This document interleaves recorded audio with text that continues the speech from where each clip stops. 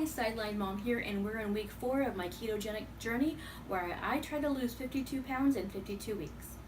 So today's video is going to be a little bit different, or a lot different, and if you're uncomfortable with domestic abuse and childhood abuse, it'd probably be a good idea not to watch this video. And also, I apologize for the darkness of the video. It is an overcast day. The lighting that I have isn't enough to make it actually brighter in here, so I am suffering with low light.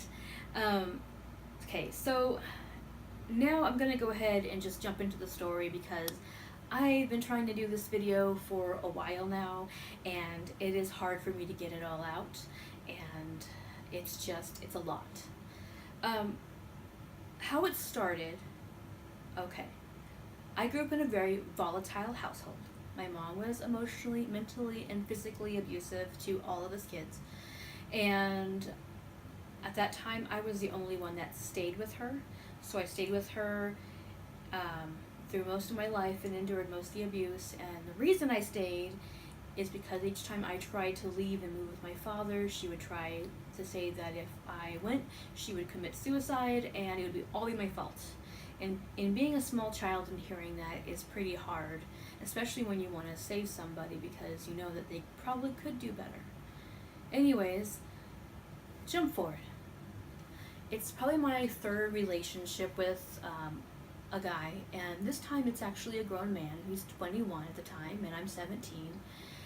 I met him through a friend, and the friend wanted to date his best friend, and I ended up dating this guy who turns out to be, in the long run, after 6 months, about 6 months, he became increasingly scary. He basically made it so that I didn't have any more friends at the time, and so he isolated me. And before we were going to church and stuff, and he decided that that wasn't something that we should be doing as a couple. And so it just kind of steadily moved to the point where I was literally, if I was with him, I was in his bedroom, and that's all it was at that time. And when his parents went to church, because we went to the same church, you know, they would ask like where we were and stuff, and we'd say, "We saw you, you didn't see us," and I was told to say this. And then I was told to my mom that I was going to church. But I ended up going back to this grown man's house, who was 21, he was living with his parents, and every single time we'd go back, he'd find something to fight with me on, and it's just got increasingly violent to the point where he actually held a knife to my throat and pinned me against the walls and hit me, and then did the unthinkable, which if you're a 17-year-old girl and you're looking for a long-term relationship and love, you kind of want to wait for this thing to happen, but it didn't end. And he made me feel like it was my fault and I should have been ashamed of it and blah, blah, blah. So not only that, he actually would threaten my family if I left him, and threatened to hurt my little sister in other ways that were just not very cool, as well as talking about murdering my little sister. And if he ran into my brothers, he would kill them, and it just was an awful time in my life. I was literally scared all the time because I did not know who to turn to, and he didn't really leave any bruises that were very visible at the time. The worst bruise that I had was across my lower stomach, and that's where he kicked me several times, causing me to bleed internally. And yeah, that's a whole long story. So this whole story, and the reason why I'm telling you this is because you have to get into the headspace that I was at the time. When I broke up with him, or I left him, it was because he hit me in the face, and I wasn't sure if he broke my nose, but my nose would not stop bleeding, and it hurt really bad. And I'm sitting there, I'm trying to cover my face with towels or tissues and all kinds of things that he has in his room, because at this point his family's home and he won't let me leave his room. Well, it got so bad that he finally decided to tell me to go ahead and clean myself off, that I looked disgusting. My nose is just bleeding. And I remember standing over the bathroom sink and watching the scalloped edges because it was like an older sink where it kind of looked like a clamshell, and it was like this mauve pink. And I remember watching my blood dripping into the sink from my nose, and it was just like continuous. And I'm sitting there and I'm feeling my nose, and I see there's like actually a little tiny, it's like not, it's just exposed skin, I guess you'd say, like the under parts of your skin. It was open. My nose is open there. And I remember looking up and feeling like I have to do something, because if I don't do something now, I'm going to be stuck in this, and he's going to eventually hurt someone that I love, or he's going to kill me. So I take the blood that's pouring from my nose, and I know it sounds disgusting, but it's the only thing I could think of to get out and get my stuff and run out of this home. I take the blood, I cover my face in it. I jump on top of him before I leave, and I tell him, "How do you like me now? Am I beautiful now?" I remember grabbing my bag and like running out the front door, and I went across to a neighbor's house, and it was a high school friend that I had. And I sat in the bushes because I knew he was going to come running after me. And he did. He was driving around the city, and I was literally, I washed my face with her garden hose. She came outside, and she looked outside at me, and I said, I'm sorry, and then I ran to the next house, and the next set of bushes, and the next set of bushes, and I'm running, and I'm trying to hide myself from this man. And at this time in my life, I am so afraid of what he's going to do. I run to an old friend's house of mine that I used to date. We were friends after the fact. And I told him everything that happened. And I told him that I was scared that he was going to kill my family. I think the lucky stars, God, anything above that, he took me seriously, because if he didn't, I would probably not be here today. He walked me home that evening, which wasn't too far from his house. He made sure that I was safe. And after a while, I noticed my ex-boyfriend was stalking me. So my friend started to stay over at my house more. And we started to, I told him about my wanting to attack my sister when she went to school. My sister went across the street to school, and I had to walk her to and from. And I just told him, I'm scared all the time. I don't know what to do. I mean, this guy is going to hurt somebody. And I would see him drive up and down my street. So, long story short, it's getting to the point where I have to go and get out of town. So I go to my grandparents for 6 months, and I'm hoping that he forgets about me. In the meantime, I actually met a guy right before I left, and he becomes my boyfriend. And we had to keep it secret for a long time, because it was like I jumped from one relationship to another, and I did. And I wasn't ready to get involved in another relationship at the time. But he was tall, and he was not massive. He was just a tall and big guy. Not heavy, just, a big guy. And I felt safe when I was walking around him, even though he was a very docile kind of guy, very kind. I felt better with him being by my side, because if my ex ran into me, it would be kind of intimidating for him. So anyways, 6 months goes by. My friend that was actually helping me out at this time actually goes to jail, because him and a bunch of his other friends were actually hiding in the trees and the bushes around my home. And my ex came over in the middle of the night and got out of the car, and he had a crowbar. They jump him. And then they all end up going to jail. So there's that. And so after that, I end up coming back, thinking that I'm going to be a little bit more safe, because he knows not to mess with me, because I have groups of friends that came out and jumped him. Not the best thing to do, but my friend was scared for me. I mean, and this grown man coming out of his car, at this time he was like 23, with a crowbar. He was afraid that they were going to harm my sister or my mom. And So that happened. Okay, so skip forward a little bit. I'm actually going to college, and going to the same college as my ex-boyfriend is going to. It's really scary for me, and my mom decides that she wants to join the classes along with me to help me out, not only to get to and from classes, but to make sure that my ex-boyfriend doesn't get to me. And my relationship with my mom at that time was difficult still.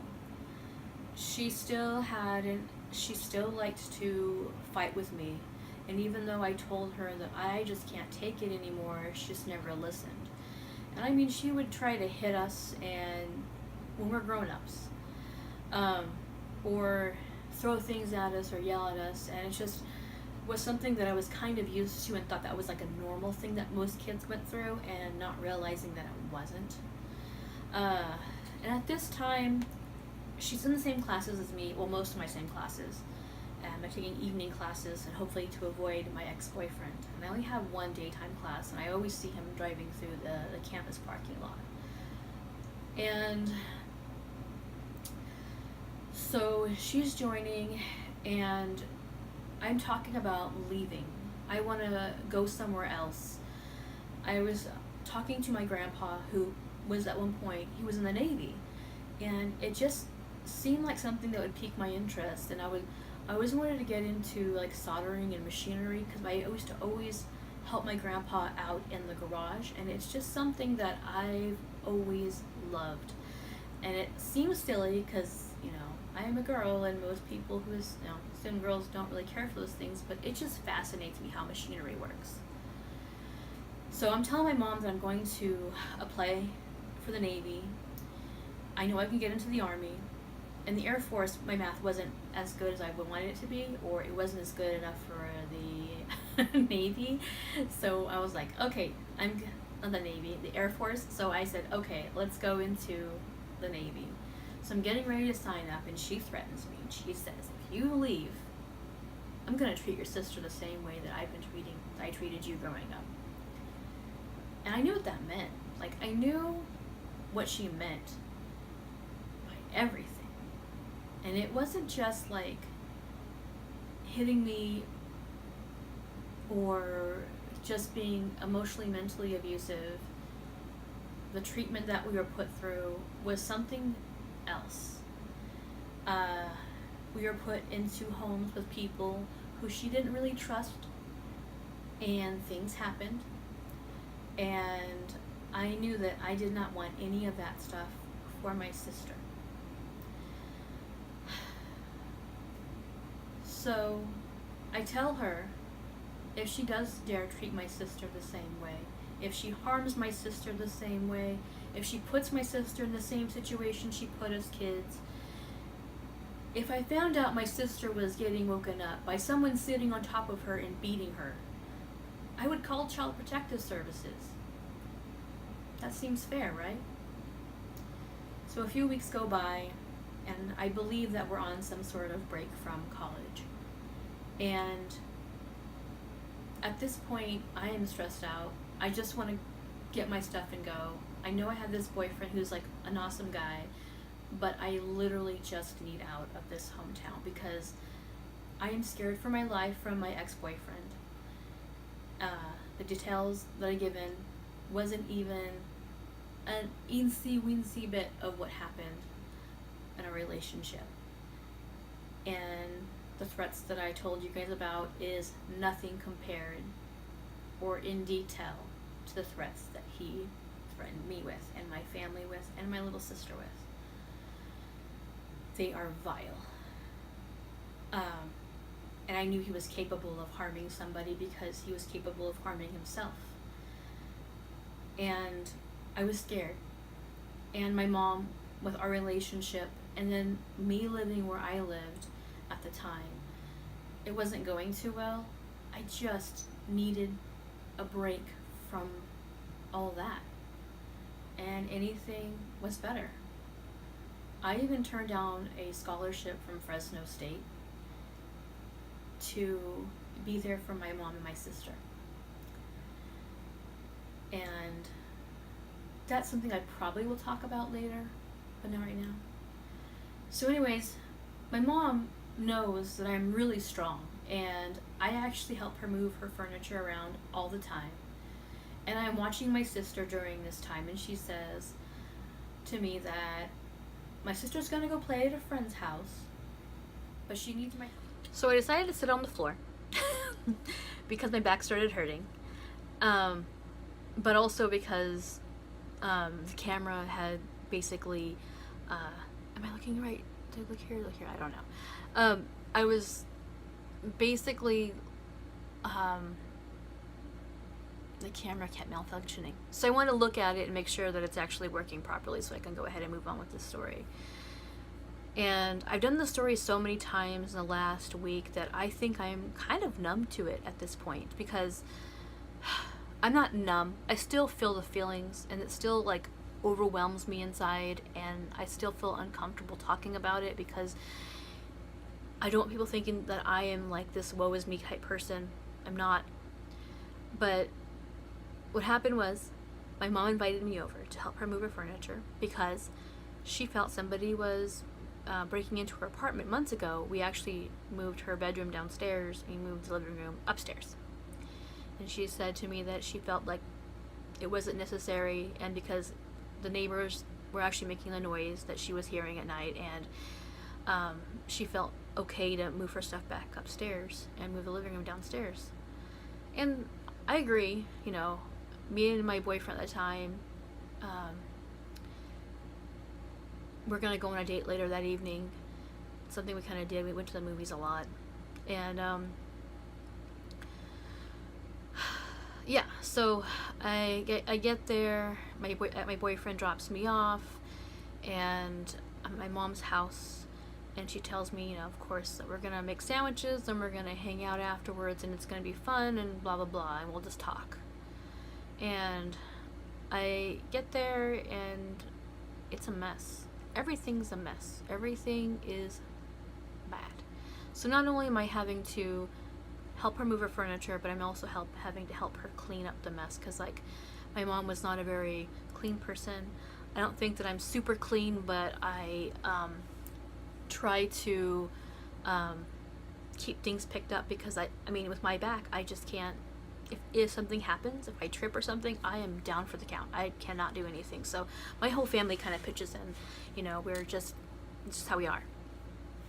So I'm there, and we're starting to move things downstairs because she just wants to get started. She can't stop it. You know, she's like, I want to get this done and over with so we can go ahead and have lunch. I haven't had lunch yet. Okay, fine. So I'm helping her move things upstairs, and I'm helping her move things downstairs, and it gets to this entertainment center that she has. And it is tall.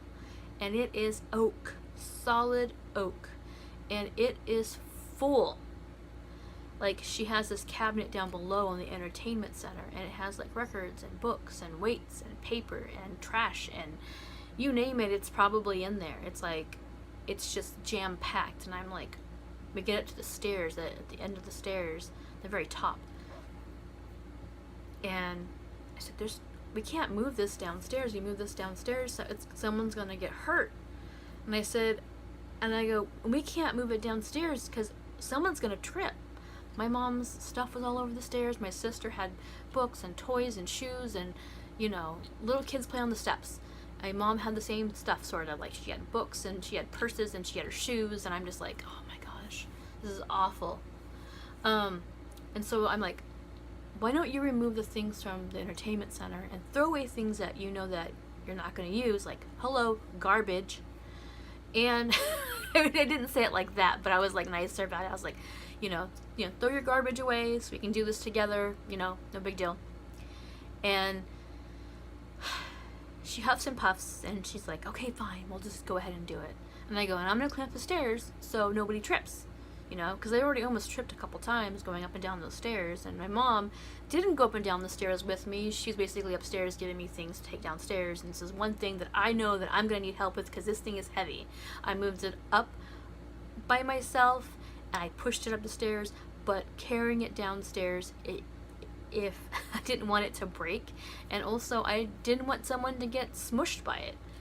So I'm on the steps, and I'm cleaning up everything. I'm trying to put things into a basket, and I'm getting ready to move things off the step, and I'm in the middle of the stairs. I already got the first few stairs cleaned off, the top stairs, and I'm going down the stairs, and I hear the shuffling at the top of the stairs, and I'm not really thinking about it because I'm like in my zone. I am just trying to get this done, and I get this eerie feeling to look behind me, and there she is. She's holding this entertainment center by her fingertips, and it has nothing removed. And she looks at me and she says, "I can't hold on any longer." And she has this like very angry look in her eye, and she's like, "Let's go," and just let's go. And it hits me in the center of my back. It pushes me the rest of the way down the stairs. I'm actually pinned between the floor, the side of the wall. I'm all like twisted like this. I'm surprised I didn't break an arm, and my face is squished against a closet door that's right in front of me. And she walks down the stairs. She doesn't help me. She doesn't even look at me really, except for like a side glance, like kind of like, you know, I don't know. I'm not sure if you have abusive parents, but if you did, you know the glance I'm talking about. It's very callous. It wasn't a look of like, "Oh my gosh, I'm sorry." It was like, you know, "You messed up. You got in my way." And she looks at me like that real quick, and she looks away, and she says, "Now you can't join the Navy, and now you can't become a lesbian." Which that never made sense to me because all of us kids, you know, we're not gay. But for some reason she made a big deal about it. And for me, if my son was gay, awesome, whatever. I love him just the way he is. I don't care what his sexual orientation is. I don't care if he is, you know, it's not something that I would be concerned with. But no, because she didn't want me to join the Navy, and because she really thought that if I joined the Navy, that would have happened to me, she did that. And she walked past me and she says, "I'm hungry." And she goes, "Make a sandwich."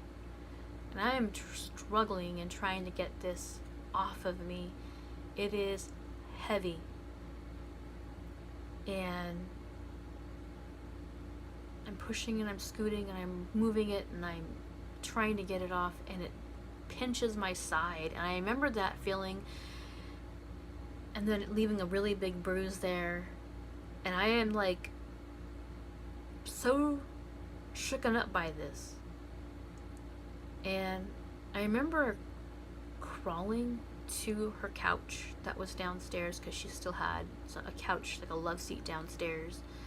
She left it even when it was in her bedroom. And I sit there and I'm curled up in a ball, and she's just sitting there making a sandwich and eating a sandwich like nothing had happened. And that moment changed my whole life dramatically. I wasn't able to join the Navy, and I wasn't able to do the things that I really wanted to do. Oops, the camera. But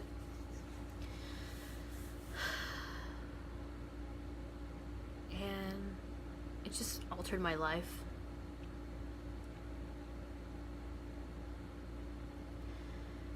I lived with this pain for many years, and I worked with this pain in my spine, and it didn't get really bad until after my pregnancy, and after I had a second spinal injury at work. And then it got to the point where I literally couldn't walk. Like, I would stand up and I would fall. And the reason I had to do this is because back then, insurance, it was hard to get through your employers, and you had to be really poor to get state insurance, and I just didn't have the money for that.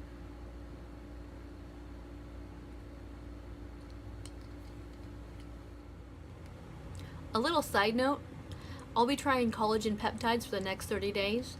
I am giving it a try because I have really bad joint pain. Yay, aging!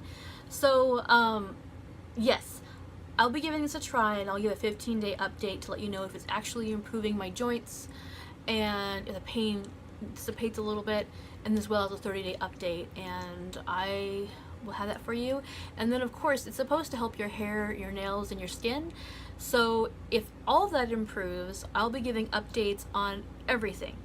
Anyways, over and out. Sideline Mom.